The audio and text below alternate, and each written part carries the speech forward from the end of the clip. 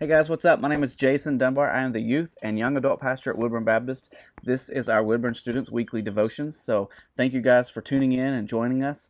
I just want to tell you I miss you. I cannot wait till we can be back together again. It's been like 4 months, and I cannot wait to see your faces in person and be able to talk to you one on one and see eyeballs.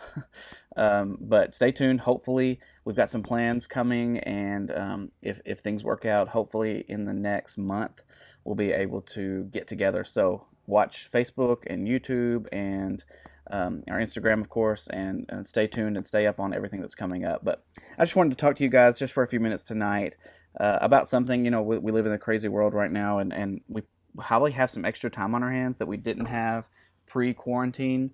There's a few things that might be somewhat getting back to normal, but we still have, just a lot of change going on around us right now. And so I want to talk about embracing that change. You all know my oldest daughter, Charlie. She loves to run and play, and so she's enjoyed being able to be outside more during the quarantine. We've had more time to be outside with her, and she loves to kick the ball. So usually we just kick it around and play like that, and she calls that soccer. So we decided that we'd just kind of start playing a little bit more actual soccer, and so we created a little field in the backyard kind of thing, and the try to play with goals and a little bit of rules and things like that. And she's learning. It's a change. It's different from what she was used to, just being able to kick the ball. But her biggest thing is not picking it up with her hands. And she gets excited if I get anywhere near the ball and about to kick it. She'll run over and try to pick it up and take off with it running. And she thinks that's funny. And then she remembers, oh, I'm not supposed to touch this with my hands. So it's fun to watch, but it's this idea of it's different than she has been used to playing it. It's a change from what it was before, and it made me think about kind of how we are and what we're going through. Life is different right now, and while a lot of things will go back to exactly the way they were, there probably will be a lot of things that will not. And so change is inevitable. And we can either push against it and be upset about it, or we can embrace it and figure out what God can do with us through this change. So I wanted to talk about a few of those things that we could do and allow God to, kind of bless us through this change, this time of change. But the first thing is to redeem the time that God has given us. We have more time than we did before because things are closed. We can't, some places that we would normally be going aren't open. Maybe some sports that you played are just not playing right now. And so we have, more time to do different things. And God made us to be productive. He made you to be productive.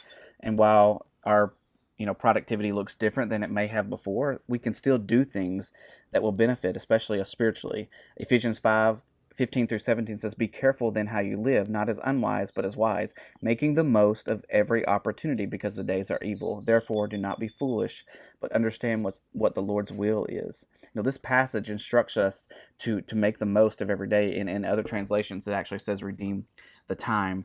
And so when you think about how are you using the time that you have right now, just a few things that you could be doing: taking walks. We've done this with our family, and it's been fun to kind of be able to just get away from life and just to take a walk. You could do this alone, and spend some time with God.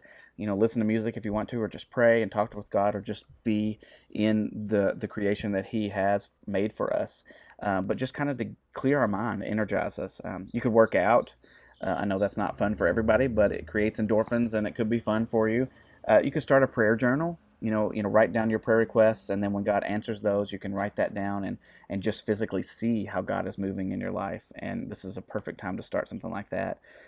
You can make your own bucket list of things that you want to do, whether you can do them now or not. You could still write it down and begin thinking about how you can make that happen.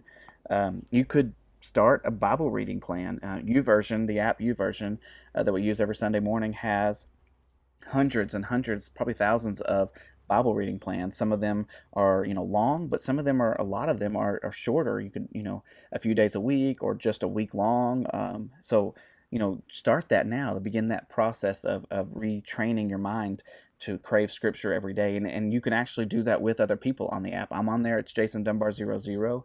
So if you want me to do that with you, I would love to. So send me a request or whatever, and we'll read that together. You can write letters. I know that's not a huge thing that you like to think about probably in this day and age, but it's cool when everybody likes to receive a letter, right? It's cool when you receive a letter and somebody has taken the time to write something down for you. It makes you feel good. So just think about how that can make someone else feel good if you do that for them. So make the most of every opportunity that God has given you and redeem the time He's given us. Another thing you can do right now is to honor your authority, your parents. I know probably after the first day of being stuck at home in quarantine, you were already arguing with parents and siblings, but it's difficult when everybody's stuck inside. I know it's hard to get along sometimes, but if you think about the opportunities you have to honor your parents, Ephesians 6:2 says, honor your father and mother, which is the first commandment with a promise. But the biggest thing you could do for your parents is to show them grace. They are going through the changes as well. They're experiencing life altering changes, maybe with their jobs. They're having to figure out how to work from home. Some of them, their jobs may be not secure. Life looks different. The world is crazy right now. Not only do they have to figure out how to do life, they also have to figure out how to protect you and bring you up in this world. So show them some grace. Just love on them and let them know that you're there for them. Um, Help them when they're stressed out. Don't add to their stress. Make a meal for them. It could be something simple, or if you want to get the cookbooks out and create something really cool, that'd be awesome too. But if you have siblings, let them help, or you can maybe make a competition out of it or something like that. But they would appreciate that.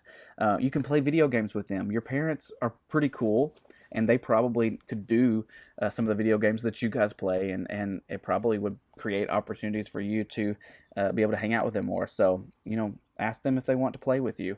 And then just talk with them. You could do a puzzle and sit down and talk, or just listen to stories from your family history. You might be surprised at some of the cool things that have happened in your family. So just spend some time with your parents. Whatever you do, just invest in loving on them and honoring the authority that they have over you. And then the last thing is to look for blessings. I know the last thing you're probably thinking is goodness, because this world is right now is just full of darkness. But look for the blessing, look for the good in that. Romans 8:28 says, we know that God causes all things to work together for good to those who love God, to those who are called according to His purpose.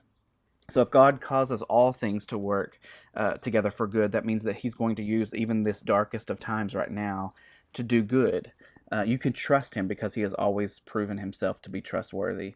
You can think about the good things that are going on. I know for me, the fact that I've been home with my family has been a blessing for me. It's not something that I expected, and it's been difficult to learn how to do things from home and to try to navigate that and separate those two things. But it's also been amazing to be able to be home with my girls. I've been able to play more with Charlie and work on her playhouse. I've been able to see Lucy learn how to walk. Caitlin and I have been able to just have more conversations that we wouldn't have had time to have before, and so that's been a blessing. You could be a blessing to other people. You could realize the fact that this time has allowed us to slow down and take care of ourselves, maybe mentally and spiritually.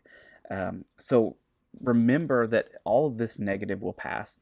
Of course, there are going to be more problems in our future, but the fact that these are here right now, it's reality, right? And they will pass, but in that process, things will change. So we have to understand how to embrace that change. Now, God does not change, but He allows change to happen in us so that it can push us and bring us closer to Him. One of the big themes in Scripture is the fact that God is a God of redemption. He takes situations that seem hopeless and impossible and creates amazing things out of them. So we can see this throughout Scripture. We can see how He created opportunities out of darkness. We can see how He created or took situations in culture that were created by man and allowed those to be opportunities for Him to do amazing things. He took the idea of using weak people to do great things. Culturally, women were viewed as less than men, and God said, no, that's not right. And He even allowed women to be the first to kind of see Him and to be able to talk about His resurrection. So he flipped kind of the world on its head, and the things that were culturally the norm, God says, no, this is not the way I created it to be. And so he's a God of redemption. He can take this dark time that we're in right now and create amazing things out of it if we are open to it and if we allow it. He's in the business of changing things for good. And so he wants to change you. He wants to draw you closer to him. So I'm just encouraging you to embrace the change and look for God in it, and how God can use you, how God can teach you, how God can influence you in this time. Even though we live in this difficult season of life, God is still good.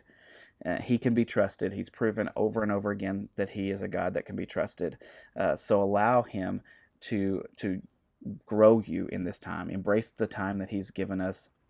Honor your parents, give them grace, and look for blessings and be a blessing to other people in this time. I believe that God can and will do amazing things in your life in this time if you just let him. So that's my prayer. That's my challenge for you guys this week. Again, I love you guys. I miss you. I cannot wait to see you. Reach out to me if you need me, and I'm always here for you. Love you guys. See you soon.